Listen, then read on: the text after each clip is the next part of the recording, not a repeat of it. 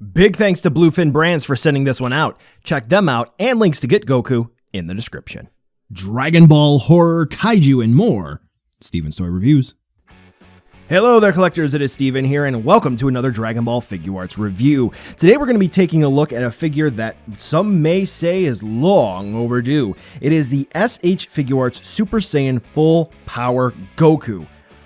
A little bit of a mouthful, but not as much as some of the other figures in the line. But with that being said, finally, after all of these years, we have a proper renewal of a standard Super Saiyan Goku, and quite frankly, I couldn't be happier. Now, admittedly, at the promo pictures, there was a lot to be concerned about because the faceplates in particular didn't quite tickle everyone's fancy. But here at release, it does appear that Bandai was able to tighten everything up and deliver on the final product. Or did they? With colors reminiscent of the original Super Saiyan Goku released at SDCC way back in the day, the first SDCC Dragon Ball Figuarts exclusive, fans will have a chance to pick up a new Super Saiyan Goku in the lineup. Without any further delay, let's take a look to see whether or not this $35 introductory figure is worth adding into your collection. Yeah, so one thing I do want to note real quick off the bat, the original SDCC Figuarts Goku had a rather interesting thing. There was, different blue on him, for his undershirt and for the wristbands and the waist belt. This is the same case for this Goku here. If you look real closely at the Cell Saga era, it does seem to be the case that Goku actually had different blue on his overall uniform. So this isn't a quality control issue. It isn't a sun fading or bleaching thing. This is actually accurate to the source material. And generally speaking, I do think that this figure in and of itself, does a pretty good job at that. Now, I will say that when we take a look at the faceplates, we have a lot to talk about, but right here, we're taking an overall look at the sculpt and paint.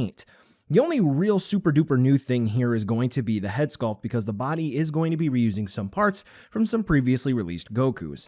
And we can get a bit more in depth with that in just a minute, but let's go ahead and take a look at the default faceplate and the head sculpt. Thankfully for the faceplates here, they applied decals really nicely, and they didn't sculpt anything in with thick paints to really bring out some of the details. Here, the decals look very nice and very accurate to the source material alongside blending in nicely with some other figures you just might have on the shelf. So, for the default faceplate, the stern-looking face, Goku does look rather good. For the head sculpt, the Super Saiyan hair, unless they do happen to have a chance to reuse this because there is that Super Saiyan 2 prototype that is waiting somewhere, hopefully one day will be released. I think this may be the first time that we will be seeing this and possibly the last unless they're able to use it again somehow. I don't know. But given that, I would say the quality control is at about a standard for what we may see on a Tamashii Nations release. So overall, I do think that this new head sculpt is rather nice to see on this figure. Taking a look throughout the rest of the figure, the quality control I would say is rather nice.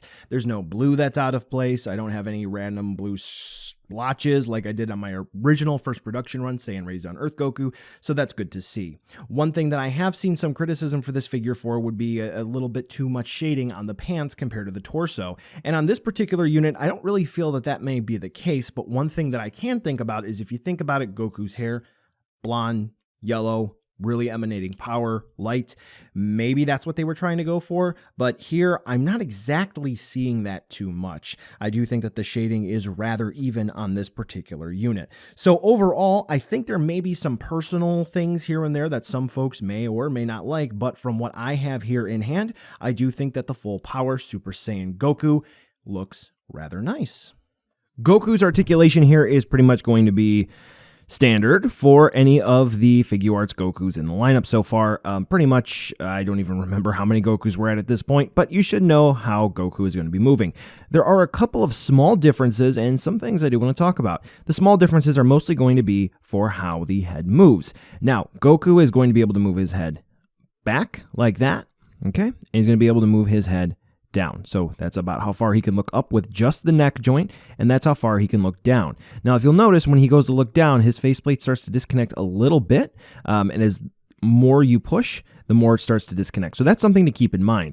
I thought that this was going to be something a bit bigger from some of the things that I heard, but realistically speaking, once you combine in with that neck joint that plugs into the body, you can get Goku to look down about that far, and he looks just fine. So that's good. And then looking up, he looks fine as well. Now, something that I will note with this picture here, snap so this way I don't forget it, the assembly for the head, the sculpt, it actually does look a little bit different in terms of how that swivel and hinge joint works for how it plugs into the neck. So that is definitely something to keep in mind. You don't want to force anything because of that clearance distance. You don't want anything to break. So long story short, the way that the head sculpt is, well, sculpted, the way that it plugs onto that ball joint on top of the neck joint system, that does block the articulation from moving down a little bit, but once you factor in this neck joint plugging into the body, we're good to go. Of course, you have left and right movement and all that jazz. Shoulders are going to be the same. Ball joint that plugs into the main body. We do have a bit of a butterfly hinge there, as you can see. We do have the shoulder pads, which are on ball joints, and we do have hinges at the shoulders, so this way Goku can T-pose. We can do all that fun stuff. We have dedicated bicep swivels. Spin the arms around, and we have double elbow hinges, which is good. Wrists are going to be swivel hinge combo where they plug into the forearms, and then the hands are going to be attached in here on ball joints, so this way they move around just a bit as well. We are going to have a ball jointed ab crunch. This joint up here is a little tight. It likes to click on mine, but it doesn't feel like it's going to break, which is just fine. So we can move Goku around like that, rock him from side to side, and then we do have a ball joint at the waist, so this way Goku can move around just fine as well. And then factoring that in, overall Goku can lean back about that far, and he can lean down and look about that far. Now, for the hips, Goku is going to be able to kick out that far forward and that far back. Great clearance. And then he's going to be able to kick out to the side about that far for the splits. He's going to have dedicated thigh swivels, which is good, just like that. And he's going to have a double hinge knee system. For the ankles, he's going to have ball joints, which works out very nicely. So this way he can actually do ankle rocker movement. Interestingly enough, you can see when he does that traditional ankle rocker movement, so this way he can get into some fun poses like that. Good. Going out though, interesting. I wonder how that is. How they managed to sculpt that. And of course we have a toe hinge. It goes up, and interestingly enough, it goes down just a little bit too. Now, alongside the ability for Goku apparently to not look down, which as you can see there, he can look down pretty well. One of the criticisms that I've been hearing about this Goku is that he appears to have loose hips. Well, I can definitely say for this particular unit, not exactly. No. Now, I will say if you do this, yep, he's real loose, but I'm really shaking him here. Now, for comparison, first production run Saiyan Raised on Earth Goku, okay? He's doing the same thing. So, yeah, you can get both Gokus to do the same. So, overall, for articulation, here for full-powered Super Saiyan Goku, basically, you already know what you're getting if you have one of these guys. Not a whole lot has changed. Accessories time, and this is going to be one of the big reasons why folks may be picking up this figure. Why? Well, aside from the fact that this is basically going to be reusing the Super Saiyan 3 Goku body sculpt, so hey, we have the deeper V cut with no sashes on the belt. Cool. That's an accessory, I would say, in and of itself. Goku does also come with the standard Goku hand parts, which are going to be a total of 4 sets, not including the fists, and 3 extra faceplates. So, let's go ahead and talk about what I would say would be the weak point of the figure, and that's going to be his sort of screaming, raging face. I think that the chin may be just a bit too narrow on this particular face sculpt, but otherwise, I think in certain angles, you can really work it, and it does look rather good. Now, for the other 2 face sculpts, we have one where Goku is gritting his teeth, which I think this one looks very good, especially when you have him charging up an attack, like the Kamehameha, maybe the Warp one. Yeah, Budokai 2, that's the move that I always use with Goku. And then this is the faceplate that I really did criticize upon seeing the promotional pictures. I thought this faceplate was bad, but seeing it here in hand, it's actually my favorite. It's going to be the happy face for Goku. We all know what this one is from. We've all seen it many times before. This could be the parting face for when Goku goes to instant transmission cell away from Earth. This could just be from any random still in the anime from the filler arc when Goku's going to get his driver's license and all that fun stuff, and he's training with Gohan and all that cool thing I can keep going on and on. Yeah, I really didn't like this faceplate in the promotional pictures. Here, it looks just fine. And again, it's my favorite.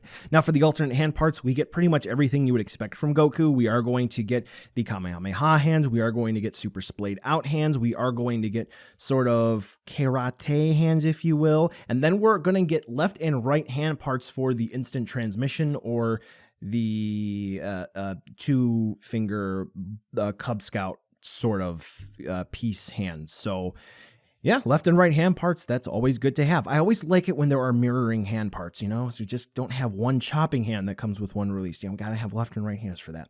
So overall for accessories, I would sum this up as we are going to get the Super Saiyan head sculpt because, hold on, we're going to talk about something here in a second. We're going to get a not new, but a rather affordable reusable Goku body for head swapping. We're going to get all the hand parts you would probably need and faceplates, which work just well enough. So for the price point, I think they rather hit the nail on the head here, considering that the head sculpt isn't going to be reusing Super Saiyan Blue's head sculpt, and it's not going to be reusing any other head sculpt. It's brand new. Now, let's go ahead and talk about swapping real quick. So you can do that. I would advise caution, though. Use heat if you are going to do head swaps, which, by the way, this is not official. So if you're going to do this at your own risk. I'm just showing you that it can be done. Likewise, if you do happen to have the Super Saiyan Warrior Awakening Goku, or whatever the technical title is, here's going to be a side-by-side comparison with that figure, which, by the way, can we get a reissue of this sometime soon? Maybe?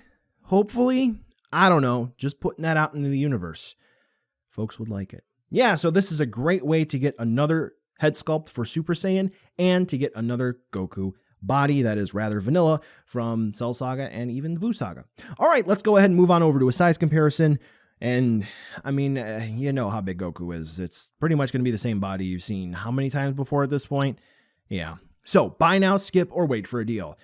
Bandai has done quite a few introductory price point figures, if you will. At this time, we have Saiyan Raised on Earth, we have Super Saiyan Goku Blue Renewal, we have Goku Black, we have Kaioken. Now we have this guy here, and quite frankly, this one is going to be using a new head sculpt with new faceplates and a whole bunch of hand parts, and for about $35, yeah, I do think this is a rather rock solid deal. I do understand that there are some folks who may be holding out for another one that's going to be probably Super Saiyan 2 if that happens to come out anytime soon, which, hey, that'll probably be a good release as well. However, for the price point, and going into this thinking that this wasn't going to be all that great of a release, and honestly kind of being afraid to even just touch on this review, I have to say I'm really pleased. Now, your mileage may vary, of course, but I really do like this figure, and once I do set up my Cell Games shelf, yeah, I might have to pick up another one for that. Lots of display options.